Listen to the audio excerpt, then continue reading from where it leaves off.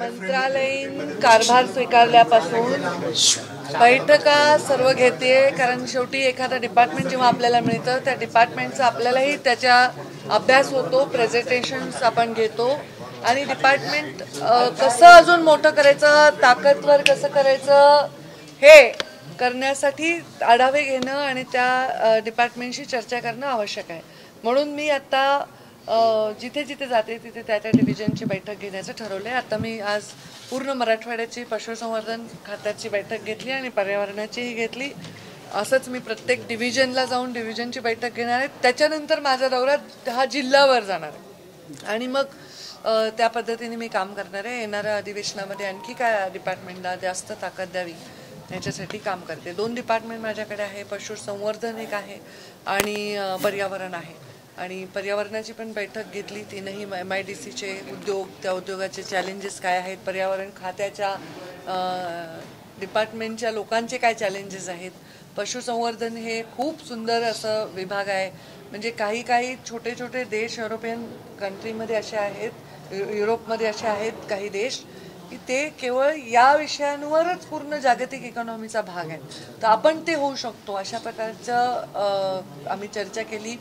आणि पशुसंवर्धनमध्ये खेड्यामध्ये युवकांना स्वतःच्या पायावर उभं राहण्यासाठी वेगवेगळ्या खात्यांचा कन्व्हर्जन्स करून योजना राबवण्याच्या संदर्भामध्ये पण मी खूप चांगली आमची चर्चा झाली.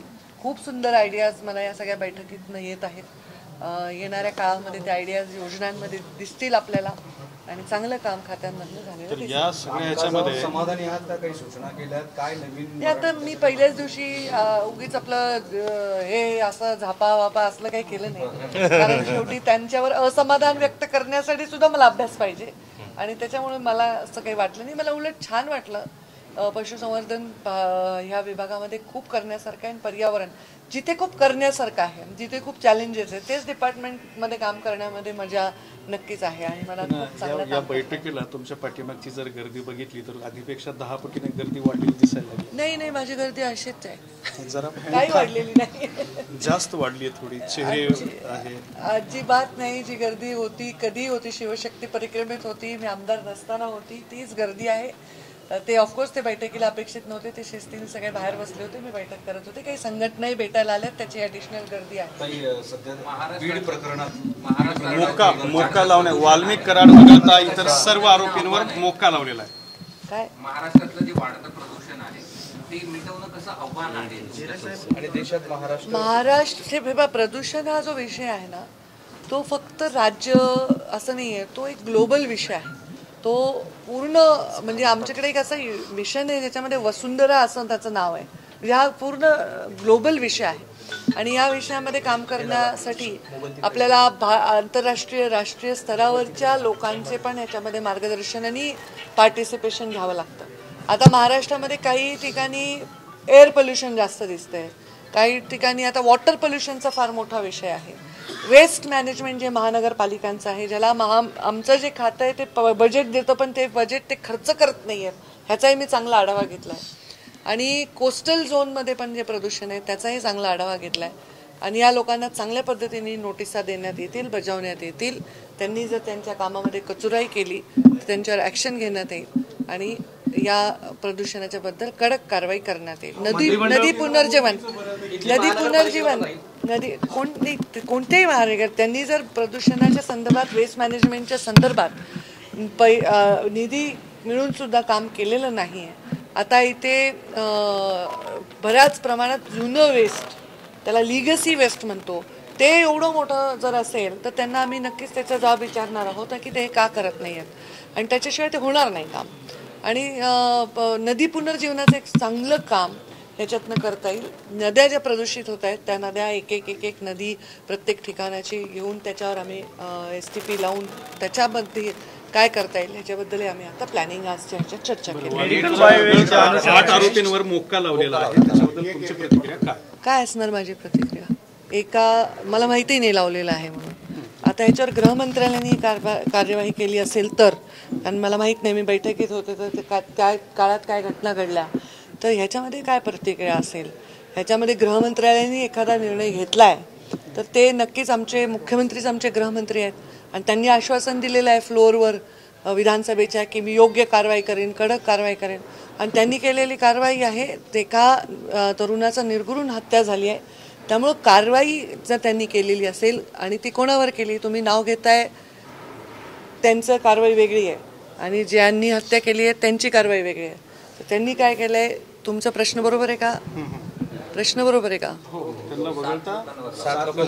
तर मग ते मला तपासावं लागेल. मला माहीत नाही कारण मी आत होते. तर त्यांनी जी कारवाई केली असेल ती कारवाई विचारांतीच केली असेल. इन्व्हेस्टिगेशन मध्ये हस्तक्षेप करणं योग्य नाही. राजकारण केलं जाते असं आता सगळ्याच बाजूने चर्चा. खरं कालच पुण्यामध्ये एका तरुणीची इतकी वाईट हत्या झाली. एका माणसाने, एका मुलाने म्हणजे तिच्या मित्राने तिला सगळ्या लोकांसमोर मारलंय. आणि ह्या घटना सगळीकडे घडत आहेत आणि ह्या सगळ्या घटना घडत आहेत ह्या वाईट आहेत. दुष्ट प्रवृत्ती आणि निर्घृण हत्या ह्या आपण आणि अत्यंत पाशवी अत्याचार आपण बघतोय. तर या घटना थांबवण्यासाठी कडक शासन केलं पाहिजे असं मला वाटतं. आणि या बीडच्या घटनेवरून हे पहा, कोणतीही घटना जेव्हा होते मग ती एखाद्या दोन गटातलं भांडण असो, दोन समुदायांमधला प्रश्न असो किंवा अशी एखादी निर्घृण हत्या असो, ही घटना ज्यांना त्याच्यात राजकारण करायचं आहे त्यांच्यासाठी तर एक मंचच आहे ना. बीडच्या या सगळ्या घटनेवरून धनंजय मुंडे यांचा राजीनामा मागितला जातो म्हणजे विरोधकाकडून. एक सहकारी मंत्री आणि बहीण म्हणून यावरची तुमची काय प्रतिक्रिया? हे पहा, मी ह्याच्यावर प्रतिक्रिया देण्याआधी मी एक कोट करेन की ह्याच्यावर अजित पवारांनी प्रतिक्रिया दिली आहे. ते उपमुख्यमंत्री आहेत आणि राष्ट्रवादीचे ते सर्व आहेत आणि त्यांनी प्रतिक्रिया जी दिली आहे त्या प्रतिक्रियेला काउंटर करण्याचं माझं काही कारण नाही.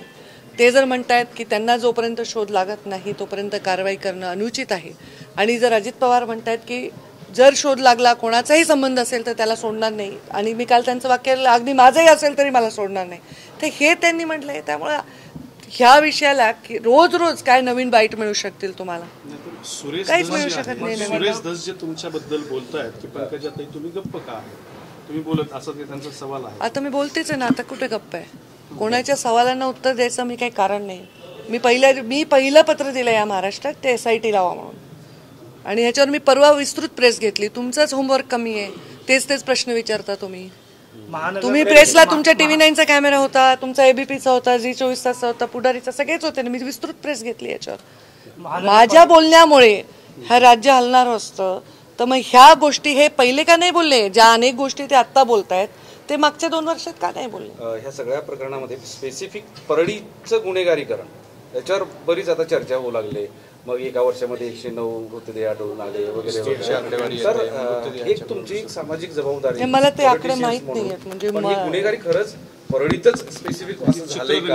काय नंबर काय त्याच्याबद्दल तुमचं मत? मला ते नंबर्स माहित नाही कारण नंबर जाऊ द्या, पण गुन्हेगारीकरण बीड मध्ये नाही फक्त परळीमध्ये आहे. बीड बदनाम कुठेतरी परळीला बदनाम करण्याचं देखील असं आहे का? नाही, त्यांच्यामुळे तर बीड बदनाम झालंच आहे ना. कारण शेवटी या विषयाचं ज्या पद्धतीने मांडणी झाली आहे राज्यभरामध्ये त्याच्यामुळे राजकीय भूमिका न घेता जर ह्या विषयाकडे संवेदनशीलतेने बघितलं असतं तर असं झालं नसतं.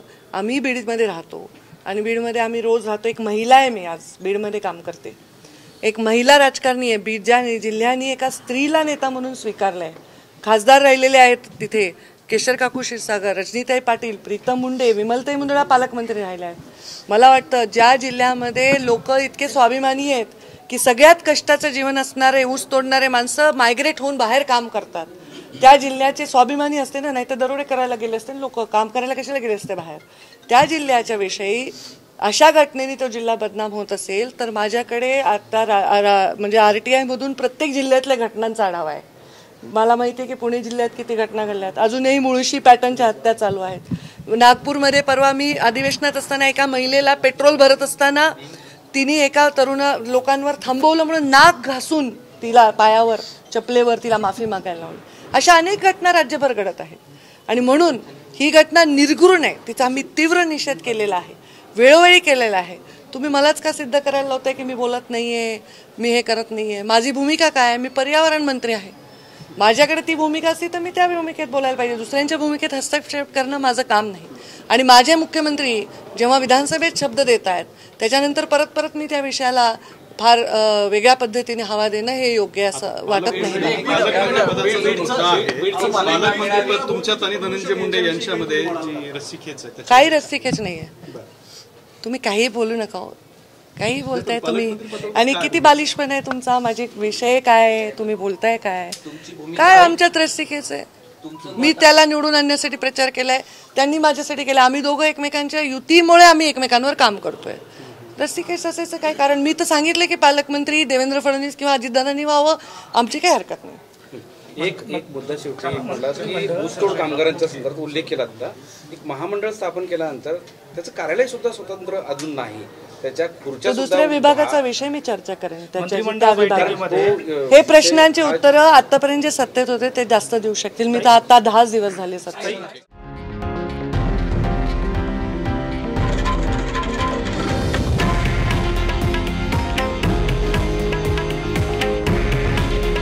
हे आहे देशातील नंबर 1 न्यूज नेटवर्क आणि आपण पाहत आहात TV9 मराठी. काळजी तुमची, हित महाराष्ट्राचं.